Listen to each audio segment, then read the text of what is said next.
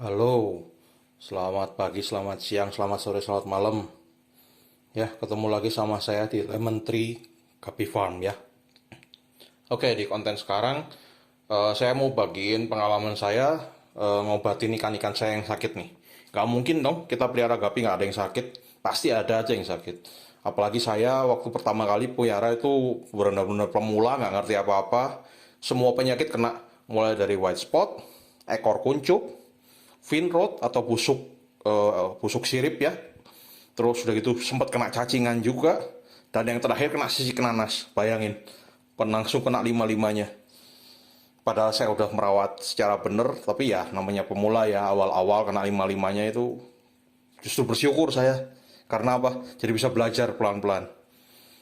Dan kebetulan awal-awal kan main di cendolan, jadi bukan nggak terlalu stres juga sih, stres juga, cuman karena cendolan namanya kita buat belajar, jadi kita belum mendalami. Jadi waktu kita main di strain itu ya sedikit stabil lah yang strainnya ya. Oke, langsung masuk aja deh ke konten pembahasannya ya. Ya, saya cuman pakai dari ini deh, senjata saya buat obat penyakit-penyakit itu ya ini aja nih. Yang pertama, bentar, saya pakai ini, garam ikan. Ini banyak lah, kalian bisa temuin di mana-mana deh, di tukang tukang ikan, di toko ikan juga pasti ada ini, murah. Pakai garam ikan yang seperti ini ya. Nah, terus saya pakai ini yang kedua. Ini obat biru. Bleach itch ini kita sebutnya obat biru, biasanya orang-orang itu obat biru. Terus ini akriflavin. Ya, udah cuman tiga ini aja sih yang saya pakai. Kebetulan ikan yang saya rawat itu nggak semuanya sembuh, ya, tapi 50% sembuh, ya ada. 50% lagi ya mati, tergantung taraf si sakitnya ikan gitu. Ya, caranya gimana? Ya kita ini aja. Nah, saya pakai kebetulan biasanya pakai wadah seperti ini. Ya, nih, wadah seperti ini, wadah toples seperti ini. Ini kapasitas 5 liter ya. Biasanya ada di toko-toko perabot buat kerupuk, buat apa. Nah, begitu ini kebetulan karena ikan di saya lagi nggak ada yang sakit, jadi saya kasih contoh cara penanganannya di tempat-tempat begini aja deh. Nah, jadi pertama kali kita siapkan airnya begini. Pertama kali kita bahas yang kena white spot dulu deh ya. Yang soalnya white spot tuh setahu saya yang paling banyak. Yang paling banyak kena ke ikan itu white spot. Mau ikan hias apapun, white spot itu paling gampang lah nyebarnya. Penyebabnya white spot itu ya karena overpakan. Jadi sisa pakan yang mengendap di bawah itu jadi jamur. Jamur di air langsung nempel ke ikan. Mau ikan hias apa aja bisa kena white spot kok sebenarnya. Apalagi ikan kecil-kecil kayak gapi ini ya. Gapi atau ikan-ikan aquascape itu begitu kena white spot itu cepat nyebarnya. Satu titik putih terus udah gitu ya udah kena semua, terus sampai bahkan bisa jadi jamur kapas juga kalau kena white spot. Wah, udah macam-macam deh. Nah, cara penanganannya gimana? Cara penanganannya gini. Ini air kita siapkan dulu. Biasanya saya kasih isi segini deh, atau lagi penuh dikit gak apa-apa. Nah, terus udah gitu kita masukin garam ikan. Garam ikan. Ntar saya siapkan contohnya. Bentar ya.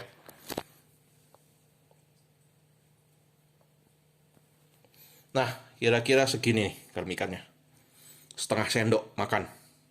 Ya. Jadi ikannya kita siapin airnya dulu deh, bukan ikannya diambil dulu. Nah, garam ikannya kita aduk. Udah sampai rata. Ya pasti masih ada ini ya, masih ada kasar-kasarnya tuh. Nggak apa-apa deh, yang penting rata, sedikit rata aja. Kita aduk dulu. Udah habis itu kita kasih obat biru. Ini penanganan white spot dulu ya teman-teman ya. Obat biru. Obat biru ini kita kocok dulu sebelumnya. Sesudah dikocok dikasih kalau ikannya sakitnya nggak terlalu parah ya. Misalnya white spotnya baru awal-awal gitu. Kita kasih cukup 2 tetes. Satu, dua. Tapi kalau ikannya sakitnya udah parah, udah kelihatan putih-putihnya banyak gitu kan. Biasanya yang kelihatan putih itu di ekor, di sirip, dorsal, bahkan di perut, atau mungkin di bagian kepalanya suka ada. Nah, kalau udah parah, nggak apa-apa nih kita kasih 3 sampai 4 tetes juga nggak masalah. Nah, sesudah itu kita kocok dulu supaya merata. Kita kocok merata dulu.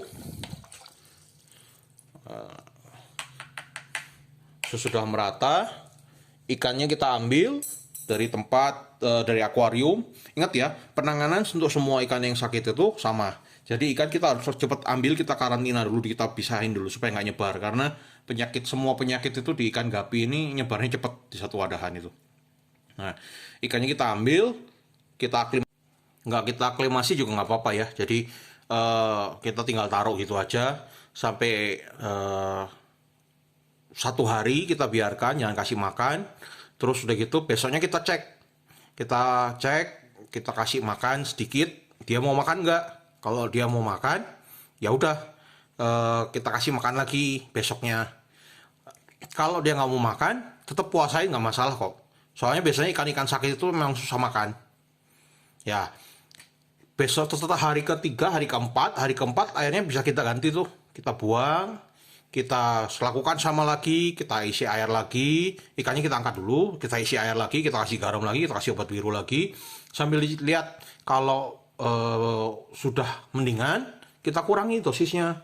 Obat birunya kita kasih 2 tetes saja.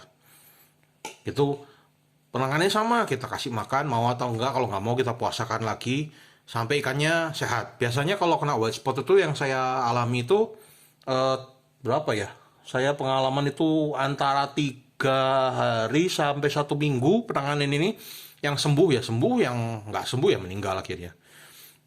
Tergantung keparahannya dari ikannya juga sih. Ya, itu penanganan terhadap white spot. Nah, kalau yang kedua saya pernah kena fin rot. Penanganan fin rot hampir sama. Sama malahan. Jadi ikan, saya kasih lihat dulu deh. Saya kasih lihat beberapa contoh ikannya. Nah, itu ikan-ikan saya itu yang ekornya rusak itu. Nah, itu baru sembuh dari fin rot itu. Dulu ya, kalau sekarang udah lama nggak sakit, bersyukur saya nggak sakit. Nah, kalau udah kayak gitu biasanya di ujung ekornya kita perhatiin. Kalau ini kan udah sembuh tuh, jadi nggak ada masalah. Tapi kalau sakit biasanya di ujung ekornya itu ada merah-merah berdarah. Nah, itu fin rot. Fin rot itu disebabkan oleh apa? Oleh bakteri. Saya juga kurang hafal bakterinya apa, tapi di airnya itu ada bakteri yang nyebabin bakterinya itu ngegrogotin si ekornya itu perlahan-lahan sampai habis. Biasanya kalau udah parah itu habis ekornya dan ikannya mati.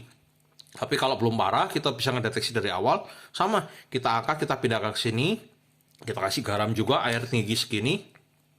Tapi obatnya kita ganti. Kita pakai ini, akriflavin.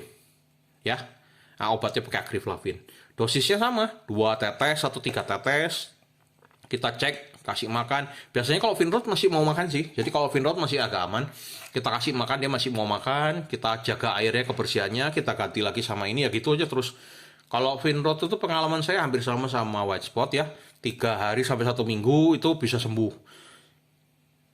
Sebenarnya fin rot itu lebih mudah sembuh kalau menurut saya ya yang saya alami. Soalnya asal kita bisa jaga kebersihan air di sini, itu udah aman.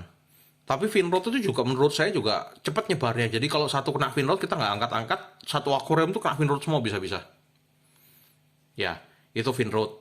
Terus yang saya juga pernah kena ketiga itu pernah kena sakit kena cacingan ya. Jadi sebentar saya kasih lihat. Nih misalnya ikannya seperti itu.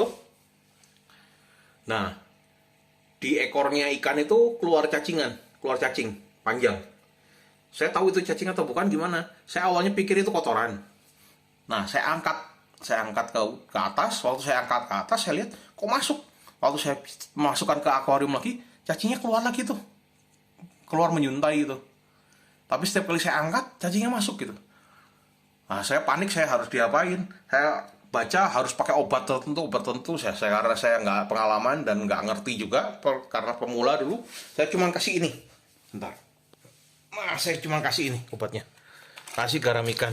Udah, cuma garam ikan aja.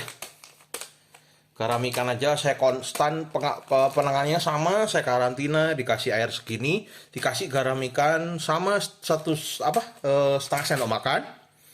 Tapi nggak pakai obat biru, nggak pakai obat biru atau akriflavin, saya cuma kasih garam ikan. Biasanya kalau ikan cacingan tuh mereka masih mau makan ya kalau belum terlalu parah. Kalau udah terlalu parah mereka nggak mau makan sama sekali.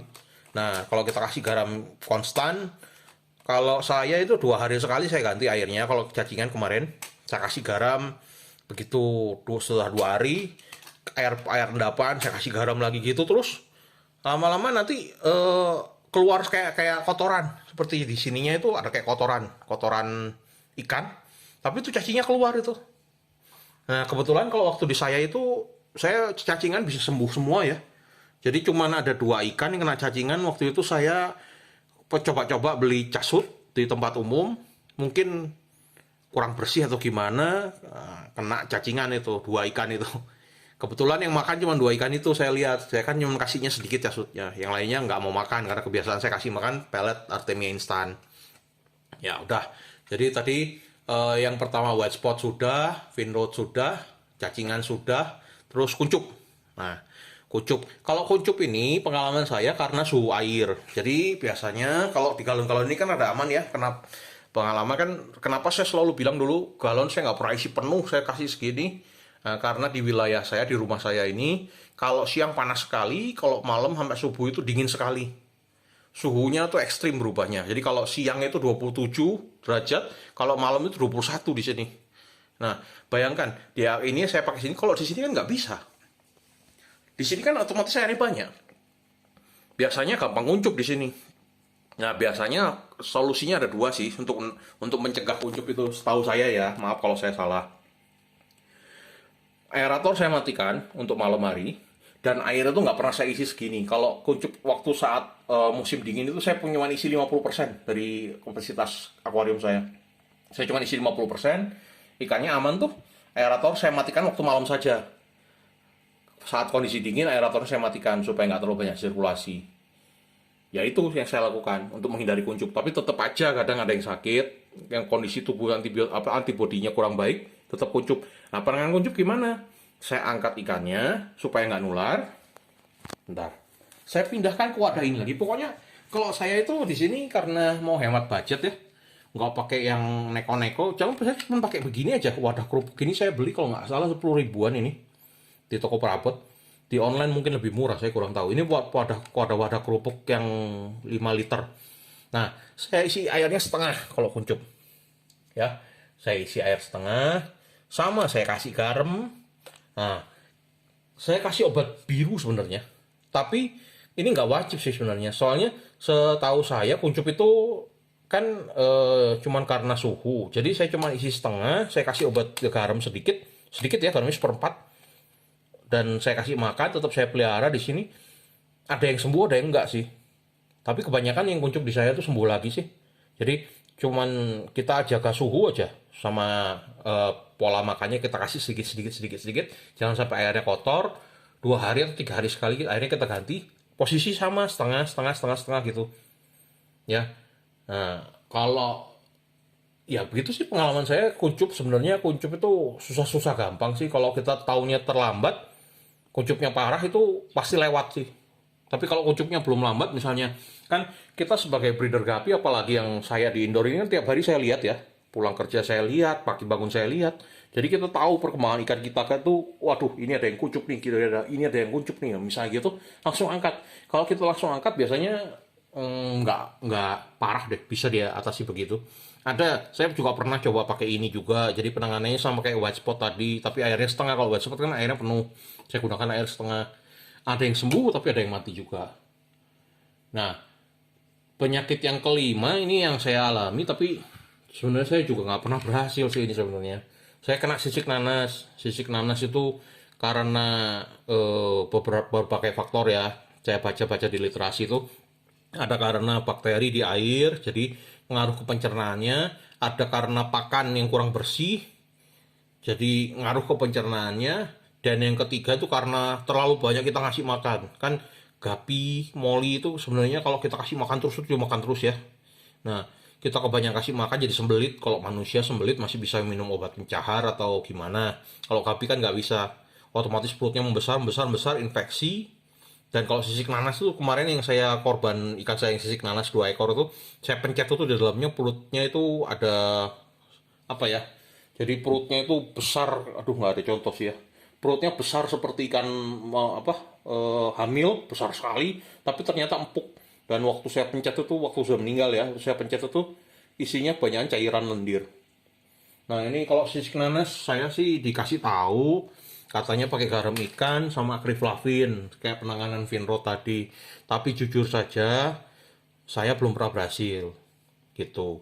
Dan saya baca-baca memang sisik nanas itu paling susah diobati. Ya mungkin bagi teman-teman yang punya pengalaman bisa mengobati sisik nanas, bisa di-share ke saya, jadi bisa buat saya pembelajaran juga. Soalnya itu sisik nanas itu penyakit yang paling bikin kita sedih. Bukan apa-apa. Kalau kadang ikan kena sisik nanas itu kita berharap, waduh hamil nih kita rawat baik-baik. Ternyata nggak lahir, nggak lahir, nggak lahir, ternyata sisik nanas. Ya, mau gimana lagi?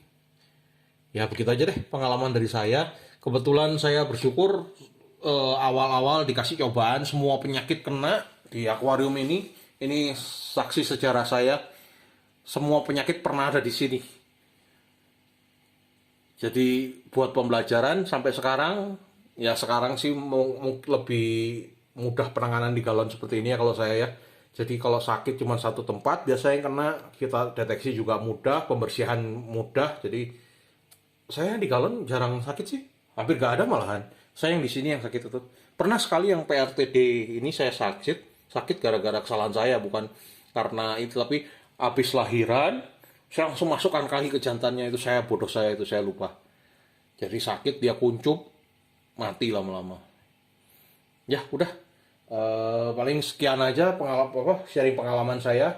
Jadi segini banyak wadah, segitu banyak macam penyakit, obatnya cuman ini ya, garam ikan, obat biru, akriflavin, dan wadah ini, wadah karantina khusus. Jadi kalau kalau kalian ikannya di indoor banyak, kalau saran saya jangan dijadikan satu. Oh misalnya sakitnya, wah ini sakit white spot semua, jadiin satu semua di sini.